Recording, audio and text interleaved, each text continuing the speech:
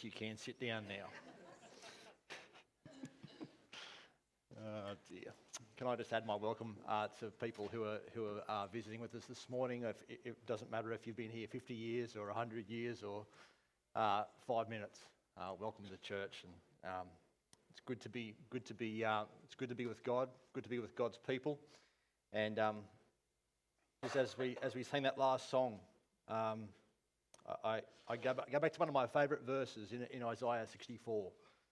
Oh, that you would burst from the heavens and come down. God's been here before. Jesus has been in our world once. There is a second time that Jesus will return. But there is also a third time where God comes to inhabit the praises of his people. And I like to think that every Sunday we start with just a reminder that we're not here on a Sunday morning just like every other Sunday. We're here in the presence of the Almighty God. I think it's a good thing to actually get in the habit of maybe working forward. We actually just stand for God's word and let it shape us. We're going to. That's a bit of a weird introduction because it seems this morning that what I'm doing is not preaching from the passage. I'm preaching from a video we're about to watch, which is a bit. This morning is not a normal sermon. Is everyone okay with that? All right, that's good. We're doing a series called The Search for Identity. Peter has walked physically with Jesus, but he's also had the benefit now of mistakes and all of the ugly things of life. I think after 30 or 40 years of following Jesus, trying to work that out in a community of people, he's starting to get this very compelling view of what it means to be devoted to Jesus. I think he's sort of talking from that sort of perspective, which is no surprise that what he's saying is radically different to how our world might work. And remember, he's doing this leading a community of people who are being persecuted for their faith. We heard it from the persecuted church last week. And the people in Peter's time would be no different. They're being basically shunned in society. They are people probably who are being beaten publicly, potentially even killed. People who are considered by outsiders as a blight on their community. Imagine that. And they're essentially, I reckon, living under siege in a sense. And I think with all that stuff going on, I reckon there's a couple of things that Christians can do. And the reason I share this is I reckon we have the same invitation or the same response that we can have today. We can just give up our faith and say it's all just too hard. That's one of your options.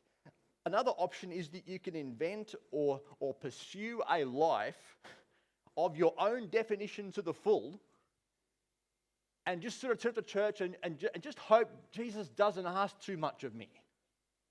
You know? You probably could become very, very insular and just say, well, we just got to look after the people who we already know. We just got to look after our people. You know?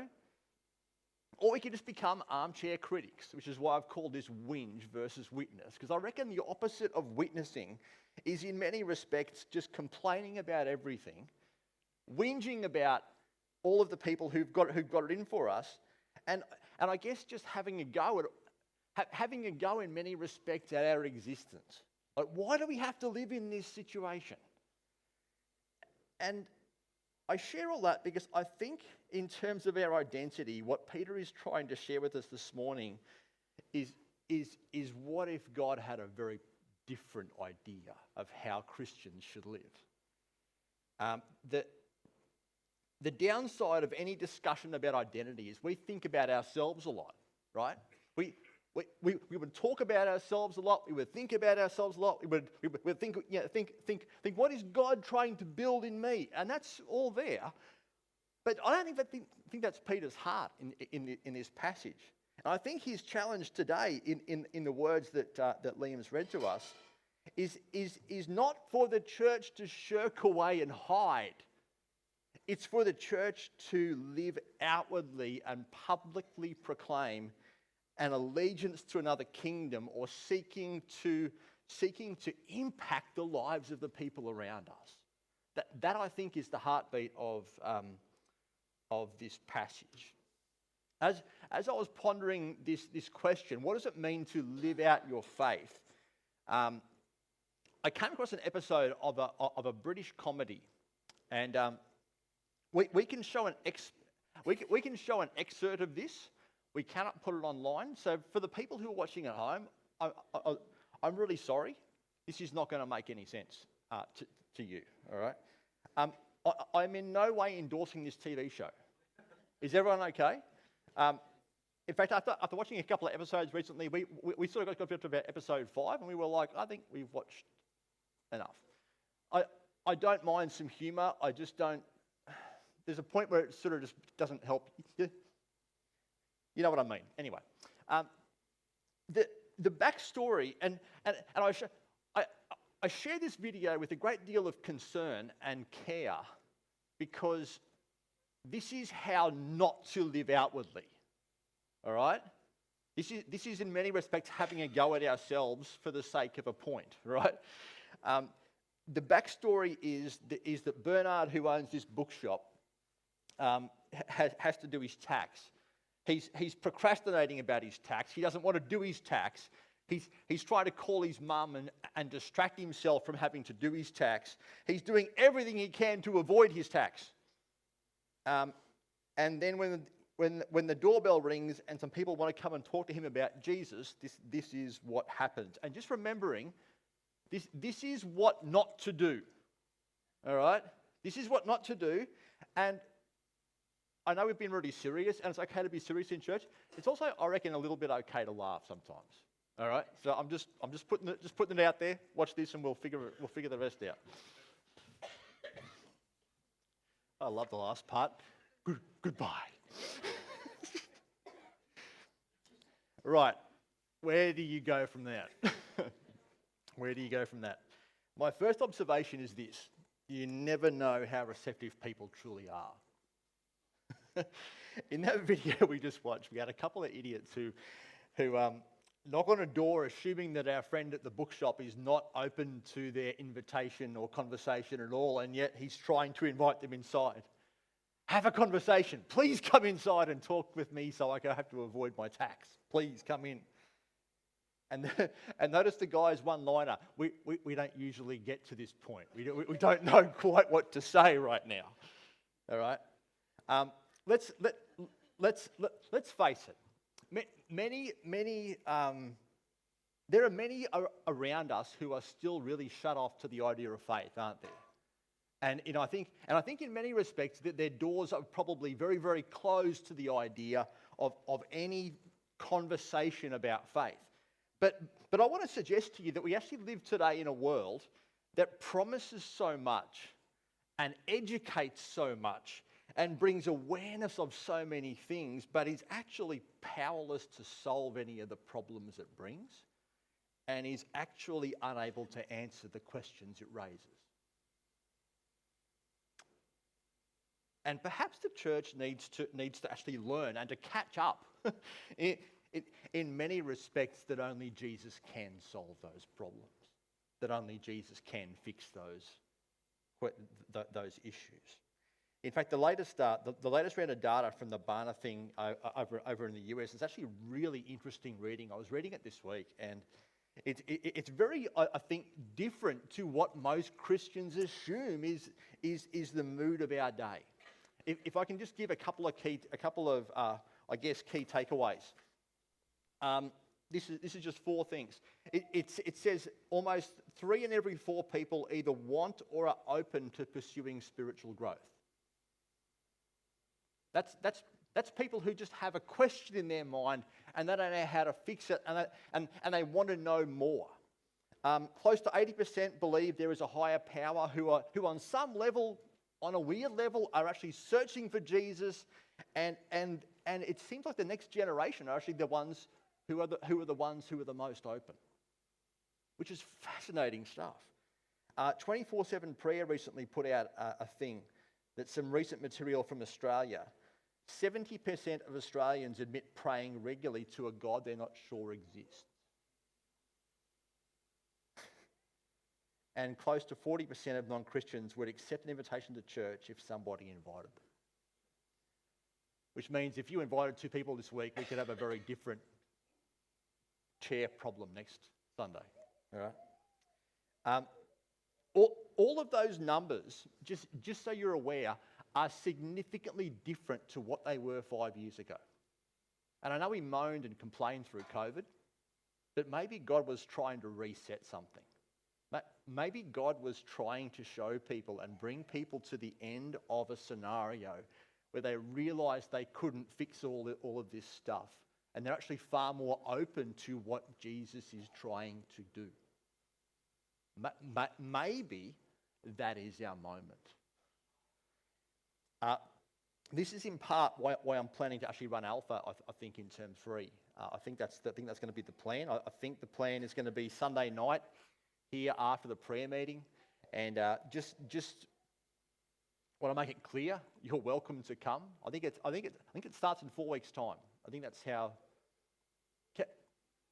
calendars and me are not a friend at the moment. So it's okay. So we're going to start in 4 weeks' time. You are open to come. You're welcome to come. I'd love you to come. But more importantly, make sure you bring somebody with you. All right? If you have some really busy weekends, which I understand goes on in September with football and everything else, and church is just really hard to come to, can I give you an alternative? Come to Alpha for 10 weeks. No, seriously. Skip Sunday morning, come Sunday night. Everyone okay? If that would actually help you, if that would be the better option, I'm giving you permission to do that this morning. I don't know how that's going to work out. I'm sure that my staff are like, what do you mean? But anyway. But if that's something that you need, it's okay. All right? If you have been kind of rediscovering faith after a whole bunch of time away, or you're just not familiar, Alpha is essentially a 10-week video series explaining some of the big questions of Christianity and life. It's not a service where there's music involved, although we might pull some music in this time, we'll never know. But it's more just, I guess, around the table, people wrestling with the questions of life, watching a video, talking, sharing a meal, letting God do his work. All right? And I share this because I think people in today's world are actually far more open than we give them credit for. And honestly, I think the church has to recover a need to boldly live out our faith. And part of that, I think, comes just simply with an invitation. Every Sunday morning, or every morning that I drive in from out of town into town, this place seems to be covered in fog at this time of year, and I love it. It's great. I officially, at the start of my tenure here, did not like this whole fog thing. But you know what that's become for me now? Every day, it's become a daily prayer of God, lift the fog off this town and let the Son of God shine in. That's very much become my daily prayer over winter. I hate the cold. I'm very appreciative today that I get to stand here and move my feet, because otherwise they would freeze. All right? But that has become my prayer on so many levels. I think people are far more open than what we give them credit for. Number 2, I'm going to combine a couple of things here. Don't be the awkward Christian, all right? And the second one is give some serious thought to what you might say if an opportunity presented itself. There is, in the video, you've got these 2 guys who managed to get inside. They sit down. They had this awkward looking around moment, like, what do we do now? You know? They naturally discuss the surroundings or the weather. Oh, man. Have you ever noticed that about Christians? They just talk about the weather all the time. They get in there and they're like, how you going? It's cold today. You know, oh, seriously, what's it anyway? And the non-Christian guy seems to have some better information than what the Christian guys do, and has to ask them. It's like trying to get blood out of a stone. It's like trying to get, what's your favourite story? To actually get them talking. And they had this, oh, hang on a moment, we have material for this. We have a book. We got magazines. We got resources. A couple of weeks ago, Brendan from Olive Tree Media was here talking about Jesus calling us his witnesses. And I can tell you as a former detective that each witness has some evidence to offer, and I've seen it all. You can think about each Christian has some testimony to offer about what Jesus has done in their life. Some witnesses can explain how they felt at a given moment. Some witnesses can explain an offender's appearance to the T, like the specifics of clothing and height and all that sort of stuff.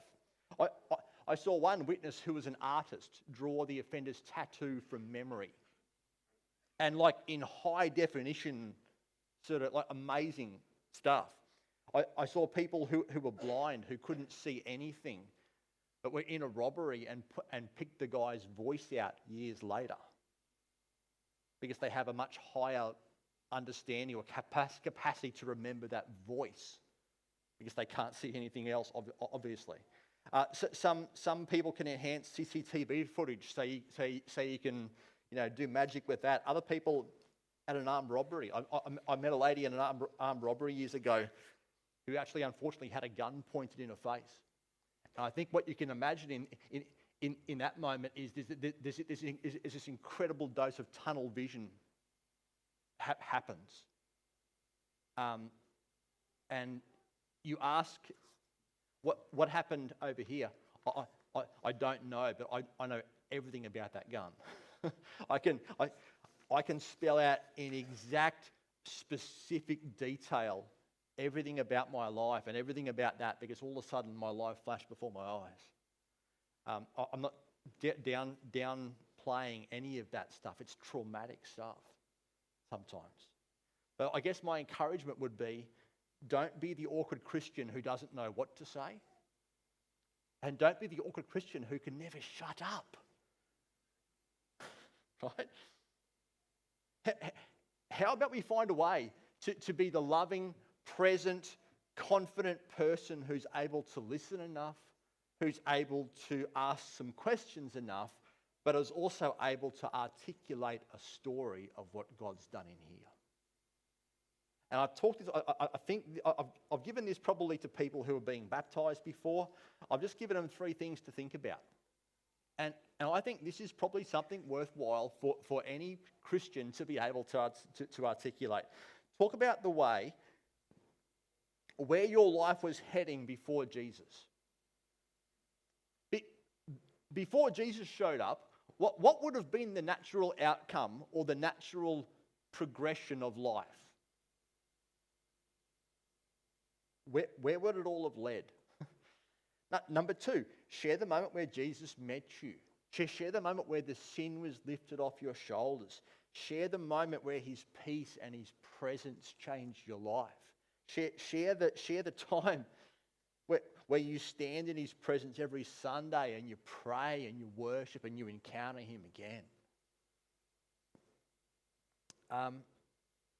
And share how God's word encourages you, how God's people guide you, how God guides you each day. Because I reckon in doing that, in communicating that, what you are saying is that I'm actually far more optimistic about the future than what seems to be the impossible of today. I think one of the greatest tools that the Christian church actually has is an optimism and a contentment in the madness that is our world, that quite honestly I think people in our world are desperate for. And I think it's okay to be completely honest about what you wrestle with, Be honest about the unanswered prayers. Be honest about the stuff God hasn't done yet. That's completely okay. Can I just suggest a couple of things to be careful with? I would suggest a little bit less doctrine, a little bit less theory, a bit less information. Our world's got more than enough information at the drop of a fingertip at any given time. What they don't have is a person who can articulate a story of the difference that Jesus makes. They need somebody who can explain it and put it into words. And the other thing I'd suggest is be really careful about politics. The latest Barna stuff says that in a world with great organisational distrust of churches, which is a real thing, and a world more divided than ever over politics, if you want to shut down a conversation, start talking about politics. It actually seems that any mention of faith aligned with a particular politic thing just shuts a conversation. Interesting, isn't it? So you can pray for what you want, you can pray for who you want, but don't let that get in the road of what God's trying to do in someone's life. If you get to any discussion about politics, don't take a side. Just take His kingdom side, and maybe that's a really good idea right now. Okay. Can I just suggest, lastly, set some lines in advance that don't get crossed. There's a little segment at the end of that video where the two Jesus-loving guys wearing suits walk out with drinks and cigarettes in their hand. Did you notice that? And I can't help but notice verse 16 in today's reading says you are free, yet you are God's slaves, so don't use your freedom as an excuse to do evil. I'm not going to be the religious person who talks about this too much, but I think I figured a couple of things out the wrong way in my previous years, and I figured out that when it comes to seeking to love and connect with non-Christian people, you've got to probably in advance decide what your lines are going to be and be okay with them. Because there are occasions where you can sit around and connect with other people one-on-one and actually make some headway and live a life that begs the question in a sense.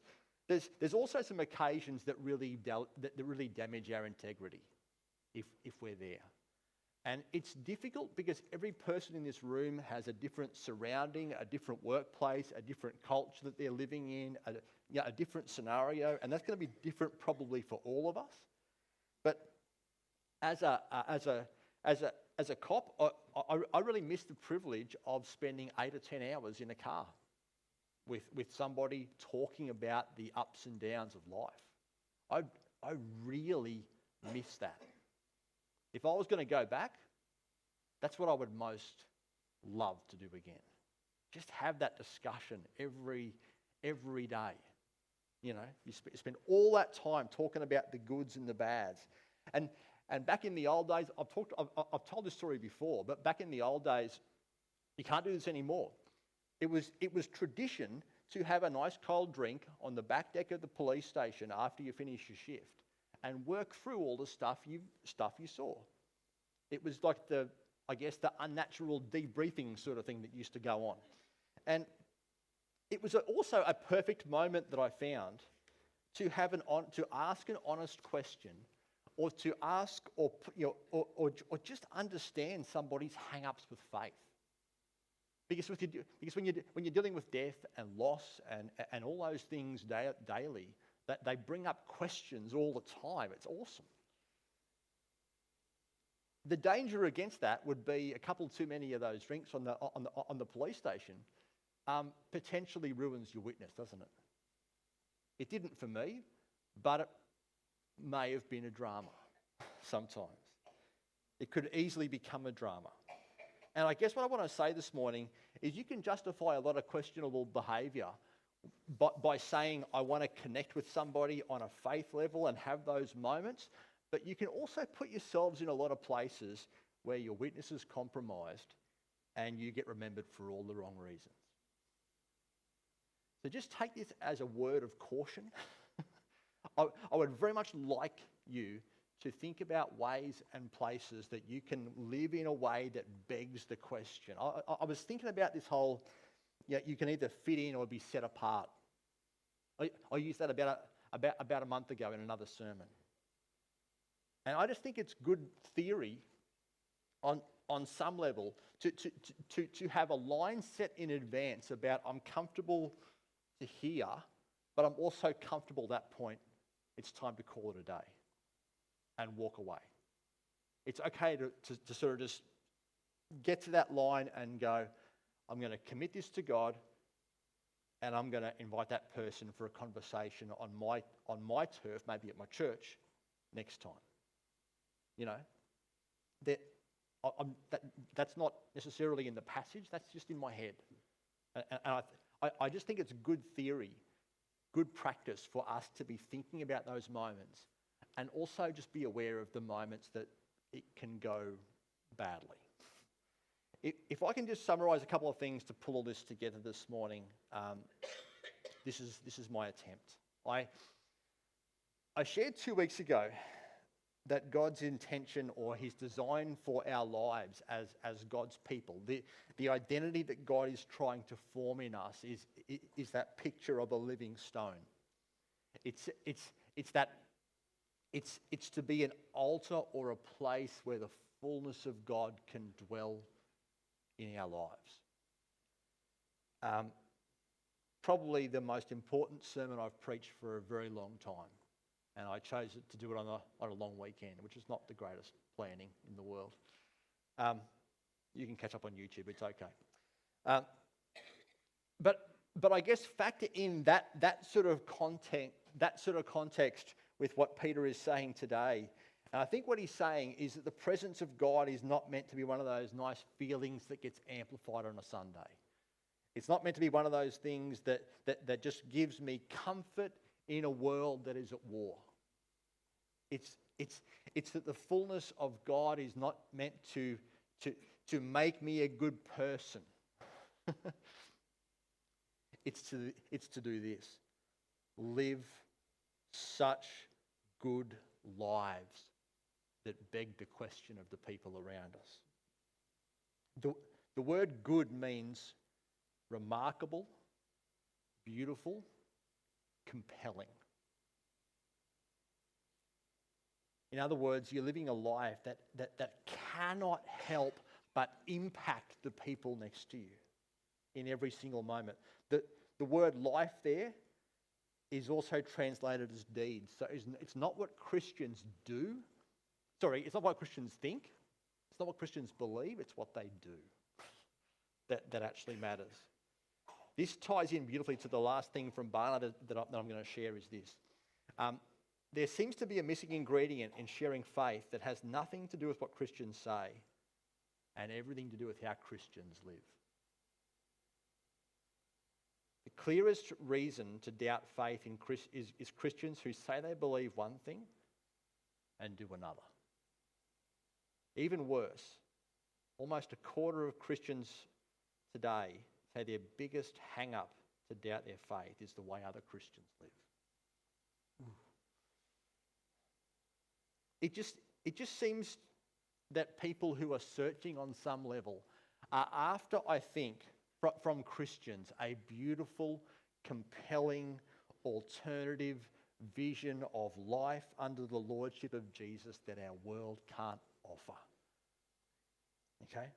And maybe the danger is what they see in Christians today is too much religion, too much awkwardness, too much insecurity, too much compromise, and not enough freedom, and not enough joy, and not enough confidence, and not enough living the values of the kingdom. So again, it begs the same question that I keep coming back to on so many levels. And that question is this. What do you allow to fill your life? And rather than fill it with everything else possible and every other problem and every other issue, is it is it possible to allow the presence of God to so fill your life that it provides a beautifully compelling alternative invitation to the narrow path that Jesus promises is the most rewarding one you'll ever find?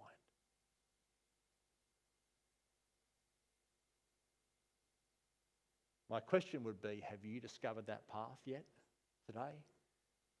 And have you allowed God in to allow you and empower you to live that sort of life?